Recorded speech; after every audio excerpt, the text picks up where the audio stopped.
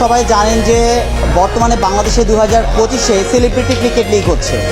তারা এক্স্যাক্টলি কিন্তু অশ্লীলতাটাকে তারা প্রাধান্য দিচ্ছে, ক্রিকেট খেলাকে প্রাধান্য দিচ্ছে। এবং উনি বলছে যদি ফিগারই যদি না দেখাতে পারি তাহলে কেন খেলতে আসলাম। ক্রিকেট লিগ 2025 সেলিব্রিটি নামে অশ্লীলতা ছড়াচ্ছে, তার যেন জবাব প্রদান করে। আনলেস আমরা কিন্তু তাদের বিরুদ্ধে ডিফরমেশনে মামলা করব, এবং কি অশ্লীলতা ছড়িয়ে কেন দিচ্ছে তারা ক্রিকেট লিগ নামে সেই প্রেক্ষিতে কিন্তু আমরা আইনগত ব্যবস্থা নিব।